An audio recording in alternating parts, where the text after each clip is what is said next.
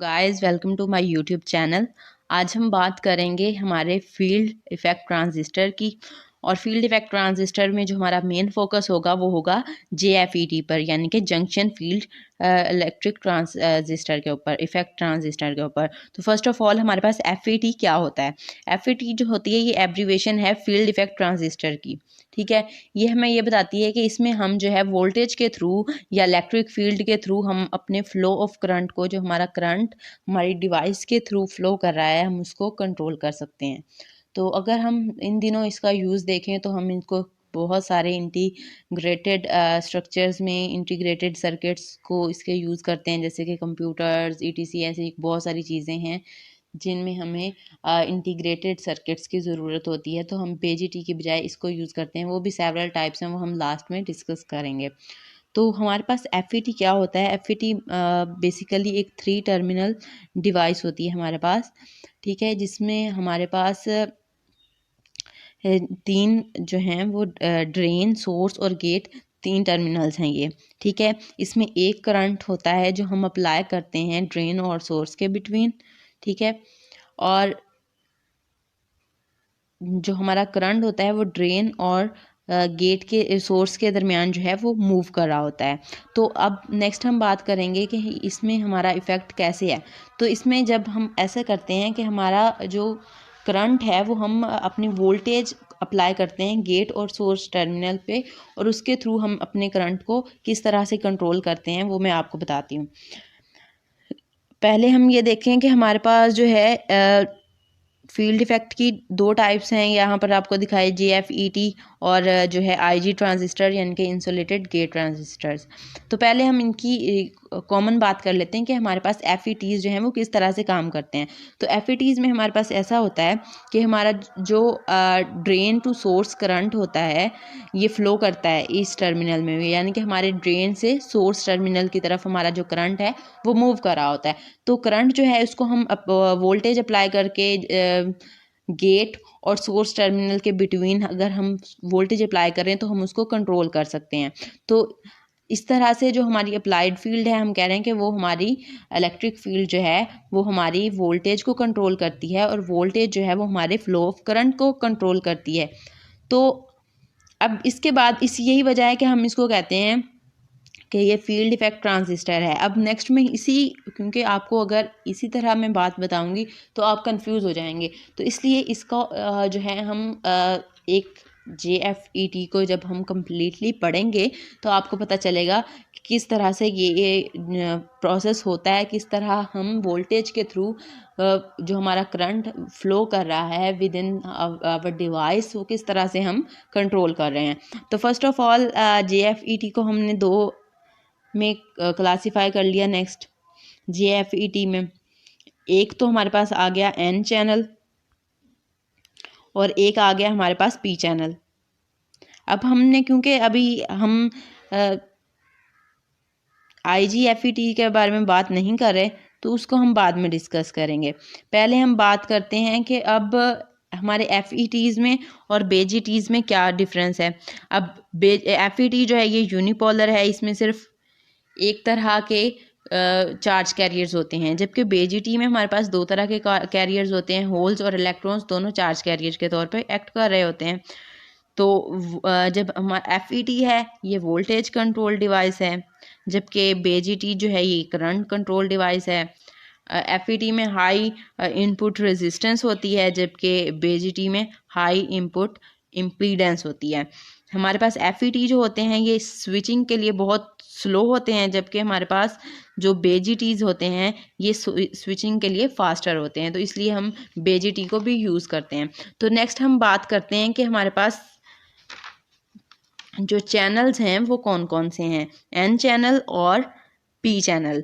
N channel हमारे पास एक ऐसा चैनल है जिसमें हमारे पास 2 P टाइप के सेमीकंडक्टर्स होते हैं, सेमीकंडक्टर बार्स, और वो एक सिंगल N टाइप सबस्ट्रेट के ऊपर डिफ्यूज वेव होते हैं। ये जो हमारे पास एरो होता है, ये एरो हमें शो करा रहा होता है हमेशा N टाइप की डायरेक्शन। ठीक है, अब P टाइप जो है हमारे पास, P टाइप में क्या होता है कि पी टाइप जो होता है इसमें हमारे पास दो एन टाइप के सेमीकंडक्टर्स बार्स होते हैं जो कि एक सिंगल पी टाइप सबस्ट्रेट के ऊपर डिफ्यूज़ हुए हुए होते हैं। अब हम कंसीडर करते हैं एक एन चैनल को, क्योंकि हम एन और पी चैनल अगर दोनों के बारे में बात करेंगे तो कन्फ्यूजन हो जाएगी, इसलिए हमने पहले एक ही चैनल को कंसीडर किया। हमने कहा हमारे पास एक एन चैनल है और उसमें हम किस तरह से वर्किंग कराते हैं, किस तरह से हमारी वोल्टेज जो है वो हमारे फ्लो ऑफ करंट को कंट्रोल करती है। तो इसके लिए हमने केसेस लिए हैं, हम उन तीनों केसेस को डिस्कस करेंगे। तो फर्स्ट ऑफ ऑल इसकी यहाँ पर आप कंस्ट्रक्शन देख सकते हैं कि किस तरह से एन टाइप बना हुआ है। ये दो पी टाइप के जो हमारे पास सेमीकंडक्टर बार्स हैं ये किस तरह से एक एन टाइप के ऊपर डिफ्यूज हुए हुए हैं। कहाँ पर, ये देखें, ये हमारा गेट टर्मिनल, ड्रेन और सोर्स टर्मिनल, ये तीनों टर्मिनल किस तरह से हैं। ये हमारे जो दो पी टर्मिनल्स हैं ये भी देखें, ये इनडायरेक्टली जो है हमारे एन से ही अटैच हुए हुए हैं। तो अब क्या हुआ, अब हमने क्या किया, फर्स्ट ऑफ ऑल हमारा जो फर्स्ट केस था कि हमारे पास क्या हुआ, फर्स्ट केस में हमारे पास जब हमारी VGS यानी कि हमारा जो वोल्टेज हम अपने गेट और सोर्स टर्मिनल्स के दरमियान में अप्लाई की, वो जब ज़ीरो होगी तो हमारे पास क्या होगा, तो हमारे पास क्या होगा, जो हमने VDD अप्लाई की है ये VDS के इक्वल हो जाएगी। यानी कि जो हमने ड्रेन और सोर्स के दरमियान है और जो हमारी ये VDD है ये दोनों जब इक्वल हो जाएंगे। तो इसमें क्या किया हमने, एक वोल्टेज हमने अप्लाई की जो कि 0 वोल्ट है G और S के दरमियान, और दूसरी वोल्टेज VDD हमने अप्लाई की। अब इससे क्या हुआ कि VDD जो हमने अप्लाई की तो पॉजिटिव टर्मिनल ऑफ VDD का हमने कनेक्ट किया ड्रेन से और नेगेटिव टर्मिनल अटैच कर दिया हमने गेट साइड से। तो मेजॉरिटी कैरियर्स जो हैं वो इलेक्ट्रॉन्स हैं, वो सोर्स साइड से ड्रेन साइड की तरफ मूव करेंगे। आप देख सकते हैं कि क्योंकि हमने इस साइड पे पॉजिटिव अटैच किया हुआ है ड्रेन साइड पे, तो क्या होगा, इलेक्ट्रॉन जो हैं वो अट्रैक्ट होंगे हमारे पॉजिटिव साइड की तरफ और इस तरफ को मूव करेंगे। तो इस तरह से इन इलेक्ट्रॉन्स के मूवमेंट से हमारे पास करंट फ्लो होगा। अब हम जानते हैं कि हमारा जो कन्वेंशनल करंट होता है ये opposite to the flow of electrons होता है। तो हमारा करंट जो है वो कन्वेंशनल करंट वो ड्रेन से सोर्स की तरफ है। तो इस तरह से आपने देखा कि किस तरह से हमारा करंट जो है वो मूव कर रहा है from source side to drain side. तो अब इसलिए हम कहते हैं कि हमारा जो ड्रेन करंट है ये ड्रेन साइड से सोर्स साइड की तरफ मूव कर रहा है। अब हमने ये देखा कि एक हमारे पास एक ऐसी सिचुएशन हम देख रहे हैं कि हमारा जो डिप्लीशन रीजन है वो अप साइड से जो हमारी टॉप साइड है वहाँ से ज़्यादा ब्रॉडर है, वहाँ से ज़्यादा वाइडर है, जबकि नीचे आकर वो नैरो हो रहा है। तो इसकी क्या वजह है, इसकी वजह ये है कि हमारे पास जो हमारा एन चैनल है ये एक नॉन यूनिफॉर्म रेजिस्टिव नेचर रखता है। हमारा ये जो सारा सिस्टम है इसके ऊपर एक non uniform resistive nature apply कर रहा है। वो मैं आपको बताती हूँ कि किस तरह से हमारा एन चैनल जो है, अगर हमने कहा कि इसकी रेजिस्टेंसेस पर ये मुश्तमिल है, और जैसे कि ये साइड में मैं आपको दिखा रही हूँ कि सपोज़ किया कि यहाँ पर अप साइड पे जहाँ पे हमारा ड्रेन है, जहाँ पे हमारा ड्रेन साइड है, हमने ड्रेन टर्मिनल है वहाँ पर हमने अटैच की हुई एक साइड, ठीक है, वहाँ पर हमारी वोल्टेज जो है वो 4 वोल्ट है। जैसे जैसे हम नीचे आ रहे हैं हमने देखा कि जैसे हमारे पास जब सीरीज़ में कोई भी रेजिस्टेंसेस अटैच होती हैं तो उनके अक्रॉस वोल्टेज ड्रॉप होता है। तो वोल्टेज ड्रॉप होते हुए नीचे आकर कम हो रहा है। तो अगर हम ओहम लॉ के थ्रू देखें कि जब हमारे पास वोल्टेज ज़्यादा होगी तो रेजिस्टेंस भी ज़्यादा होगी। जैसे कि टॉप साइड पे हमारे पास रेजिस्टेंस ज़्यादा है तो इसलिए क्योंकि वहाँ पर वोल्टेज भी ज़्यादा है, तो जैसे जैसे नीचे आने तक वोल्टेज कम हो रही है वैसे वैसे हमारे पास जो है वो रेजिस्टेंस भी कम होती जा रही है। तो यही वजह है कि हमारा जो डिप्लीशन रीजन है ये ऊपर से वाइडर है लेकिन नीचे आकर वो जो है वो नैरो होता जा रहा है। तो ये वजह है। इसके थ्रू अब हमने देखा कि किस तरह से हमारा ड्रेन साइड से सोर्स साइड की तरफ करंट फ्लो कर रहा है। अब ये हमने फर्स्ट केस डिस्कस कर लिया। अब इसके बाद अगर हम सेकंड केस को देखें तो हमने कहा कि सेकंड केस में हमारे पास VGS जो है ये 0 से भी छोटा है, यानी कि हम उसकी वैल्यू को नेगेटिव में ले गए हैं, और जब जो हमने VDD अप्लाई किया है इसकी वैल्यू हमने इंक्रीज़ कर दी है। अब क्या हुआ कि हमारे पास जो वोल्टेज थी एक्सटर्नल रिवर्स बायस वोल्टेज जो हमने अपने गेट और सोर्स टर्मिनल के दरमियान दी, ठीक है, हमने कहा कि वो रिवर्स बायस्ड है क्योंकि हमने नेगेटिवली इसको नेगेटिव VGS जो है हमारा ये 0 से भी कम है, जो वोल्टेज हमने अप्लाई किया वो 0 से भी कम है, तो इसलिए हम इसको कह रहे हैं कि ये रिवर्स बायस्ड है।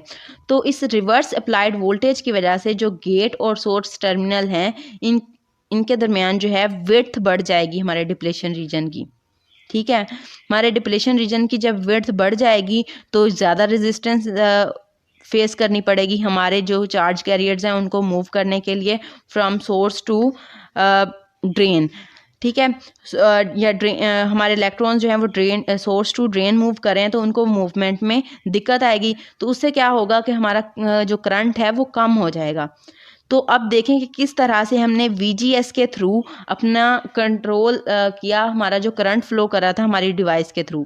यही वजह है कि हम इस डिवाइस को जो हमारे पास JFET है हम कहते हैं कि ये हमारे पास वोल्टेज के थ्रू हम करंट को कंट्रोल कर सकते हैं। तो ये हमने सेकंड केस डिस्कस किया। अब हमने देखा कि अब हमने एक तीसरा केस लिया कि जिसमें हमने VGS की वैल्यू को बहुत छोटा कर दिया कि 0 से भी बहुत छोटी। पहले हमने जैसे कि 0 से हमने कह दिया कि -1 है, अब यहाँ पे हम -3 तक ले गए, 4 तक, यानी कि बहुत छोटा कर दिया 0 से। और VDS जो हमने अप्लाई की, अब जैसे ये यहाँ पर जो अप्लाइड वोल्टेज थी रिवर्स बायस्ड, जब वो ज़्यादा हो गई तो हमारा डिप्लीशन रीजन मज़ीद वाइड हो गया। ऐसा पॉइंट आ गया कि अब हमारे पास जो दोनों डिप्लीशन रीजन है ये दोनों एक दूसरे से मीट कर रहे हैं एक पॉइंट के ऊपर। तो हमारे जो चार्ज कैरियर्स हैं वो तो फ्लो ही नहीं कर पाएंगे, वो S साइड से N साइड तक पहुंच ही नहीं पाएंगे हमारे इलेक्ट्रॉन्स। तो क्या होगा कि हमारा ID जो है, हमारा जो करंट है वो इक्वल टू 0 हो जाएगा। तो इससे हमें ये पता चलता है कि किस तरह से हमारी वोल्टेज जो हम VGS अप्लाई कर रहे थे उसने किस तरह से हमारे फ्लो ऑफ करंट को, हमारी डिवाइस में के अंदर जो करंट फ्लो कर रहा था उसको किस तरीके से कंट्रोल किया है। तो ये आपको आई थिंक अब समझ में आ गया होगा कि किस तरह से हमारा करंट फ्लो जो है वो कंट्रोल होता है बाय चेंजिंग इन वोल्टेज। तो अब नेक्स्ट हम इनकी करैक्टरिस्टिक्स की बात करेंगे। अब साइंटिस्ट ने हमें बहुत सारी थ्योरी दी है इसके बारे में कि ड्रेन करंट ऐसा होता है और ड्रेन करैक्टरिस्टिक्स ये होती हैं और हमारे पास ये सारी। अब हम देखेंगे कि ये सारी स्टेटमेंट्स जो साइंटिस्ट ने हमें दी हैं इनकी वजह क्या है, ये क्यों दी हैं। जहाँ पर मैंने आपको दिखाया है हमारे पास जो ड्रेन करैक्टरिस्टिक्स ग्राफ बनता है वो बनता है ID और VDS के बीच में। VDS हमारे पास वोल्ट्स में होती है और ID करंट हमारे पास मिली एम्पेयर्स में होता है। अब नेक्स्ट हम कंसीडर करते हैं कि ये किस तरह से है।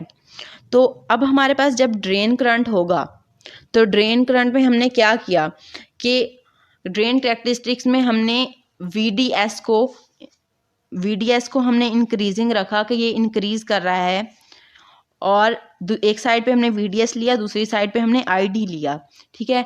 हमारे पास हमने कहा हमारा जो पॉजिटिव वैल्यू में हमारा जो VDS है वो इंक्रीज कर रहा है, तो हमारा करंट भी लीनियरली इंक्रीज कर रहा है टिल द VP। जैसे ही हमारी जो VDS है ये VP के इक्वल होगी तो हमारे पास करंट जो है वो कांस्टेंट हो जाएगा। तो हमारी वो वोल्टेज जिसके बाद हमारा करंट जो है वो बढ़ना ख़त्म होकर कांस्टेंट हो जाए उसको हम कहते हैं कि वो पिंच ऑफ वोल्टेज है। तो यहाँ पर जो VP है हम इसको कह रहे हैं कि ये हमारे पास पिंच ऑफ वोल्टेज है। अब पिंच ऑफ वोल्टेज की भी बात ही हो गई। जैसे जैसे हम VGS को जो है, अब ये साइड पे मैंने VGS की भी वैल्यूज़ लिखी हुई हैं, आप वो भी देख सकते हैं। VGS की वैल्यू जैसे जैसे हम नेगेटिव में लेके जा रहे हैं हमारे पास करंट की वैल्यू जो है वो डिक्रीज़ कर रही है, यानी कि VGS जो है जैसे जैसे इसकी ये ज़्यादा नेगेटिव होता जा रहा है हमारा करंट जो है वो भी डिक्रीज़ होता जा रहा है, और हमारी VP जो है वो लोअर वैल्यूज़ ऑफ इसके थ्रू हम VP फाइंड आउट कर सकते हैं हमारी लोअर वैल्यूज़ के लिए। VDS की जितनी भी हमारे पास लोअर वैल्यूज़ हैं उनके लिए हम VGS की वैल्यू को जब जैसे जैसे नेगेटिव करते जाएंगे हमारा करंट कम होता जाएगा, तो हम उनके लिए भी जो है voltage pinch of voltage find out कर सकते हैं। अब ये तो बात हो गई ड्रेन करैक्टरिस्टिक्स की। अब हम बात करते हैं ट्रांसफ़र करैक्टरिस्टिक्स की। अब ट्रांसफ़र करैक्टरिस्टिक्स में हमारे पास क्या है कि हमने दूसरी साइड पर आईडी लिया और दूसरी साइड पे VGS लिया। अब हमने VGS की वैल्यू को 0 से स्टार्ट किया था और हम नेगेटिव की तरफ लेके गए थे। अब हमने इसने क्या कहा कि VGS और ID के दरमियान हमने ग्राफ बनाया। इसमें फर्स्ट ऑफ ऑल हमने कंसीडर किया कि हमारा ID जो है ये IDSS 1 minus VGS over VP के होल स्क्वायर के इक्वल है। ये नीचे मैंने फॉर्मूला भी लिखा है इसका। तो इसमें हमारे पास क्या होगा कि हमारा VGS जो है ये इक्वल टू 0 है। जब हमने कहा तो VGS को जब 0 पुट करेंगे तो हमारे पास क्या होगा कि ये सारी की सारी टर्म जो है वो 0 1 माइनस 0 ये 1 हो जाएगी और हमारे पास ID is equal to IDDS रह जाएगा। तो हमने यहाँ पर एक पैरेलल लाइन ड्रॉ की और हमने यहाँ पर ID में IDDS के इक्वल एक जो डॉट लगा लिया। ठीक है, अब हमने देखा कि जब हमारे पास VGS VP के इक्वल होगा तो हमारा ID इज इक्वल टू 0 हो जाएगा। तो हमने यहाँ पर -3 पे एक टर्मिनल के ऊपर लाइन लगा ली। इसी तरह हमने इसकी वैल्यूज़ को चेंज करते गए।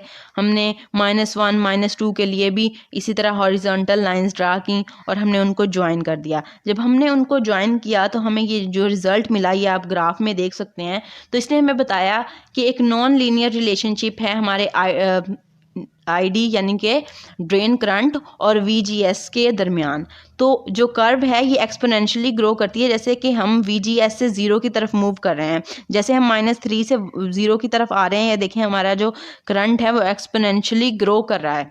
तो अब क्या होगा कि जब हमारे पास VGS जो है ये हमारी VB के इक्वल आ जाएगा तो ये 0 के इक्वल हो जाएगा करंट हमारा। ठीक है, हमारा करंट कहाँ पे 0 होगा जब हमारे पास IDDS यानी कि हमारी VGS VB के इक्वल हो जाएगी। तो इस तरह से ये हमारे पास इसकी ड्रेन करैक्टरिस्टिक्स और ट्रांसफ़र करैक्टरिस्टिक्स आ गई कि किस तरह से हमारे JFET ने डील किया, किस तरह से उसकी ड्रेन करैक्टरिस्टिक्स और उसकी जो ट्रांसफ़र करैक्टरिस्टिक्स थी वो हमने देख ली। अब बाद में इसके एडवांटेजेस की बात करें तो JFET जो है हमारे पास इसकी हाई इनपुट इम्पीडेंस होती है, इसका ये ज़्यादा टेम्परेचर स्टेबल होता है, ये हाई टेम्परेचर्स पर भी जो है अपने आप को स्टेबलाइज कर लेता है, जबकि BGT जो था वो इतना टेम्परेचर स्टेबल नहीं कर सकता था। इसकी ये BGT से छोटा होता है, क्योंकि ये छोटा होता है तो इसलिए हम इसको ज़्यादा यूज़ कर सकते हैं इंटीग्रेटेड सर्किट के तौर पर। क्योंकि इंटीग्रेटेड सर्किट्स जब भी हम ये चाहते हैं कि हमारे पास जो भी गैजेट आए उसकी जो उसका जो वैल्यू है, उसका जो वॉल्यूम है वो कम से कम हो, तो इसलिए हम जो है स्मॉल इंटीग्रेटेड सर्किट्स को यूज़ करते हैं और इसको हम बहुत इजीली फैब्रिकेट कर सकते हैं सिर्फ एक फ्यू प्रोसेसेस में, जबकि हमें BGT के लिए बहुत लॉन्ग प्रोसीजर चाहिए होता है। और इसके अलावा BGT हमारे पास बाइपोलर था, उसमें दो हमारे पास कंडक्शन हो रही थी होल और इलेक्ट्रॉन्स के थ्रू, जबकि FET जो है हमारे पास ये एक यूनिपोलर है और इसमें सिर्फ और सिर्फ one type of charge carriers होते हैं, जिनकी वजह से लेस नॉइस होती है, यानी कि हमें जो हमारे पास BGT के मुकाबले में कम नॉइस होती है। और ये एक लॉजिक स्विच के तौर पर भी हम यूज़ कर सकते हैं ETC। इस तरह की इसकी बहुत सारी एडवांटेजेस हैं, उनके बारे में भी पढ़ सकते हैं। अब यहाँ पर हमारा JFET का टॉपिक जो है ये एंड हो गया। अब इंशाल्लाह नेक्स्ट में हम जो है FET के बारे में पढ़ेंगे, जिसकी बेस्ट एग्जांपल हमारे पास MOSFET है। तो नेक्स्ट लेक्चर उसके बारे में होगा। लेकिन अगर आपका इसके बारे में कोई भी क्वेश्चन है तो आप मुझे नीचे कमेंट सेक्शन में बता सकते हैं। Like, share and subscribe my YouTube channel and follow me for further videos and comment in the comment section. Next time तक के लिए अल्लाह हाफिज़।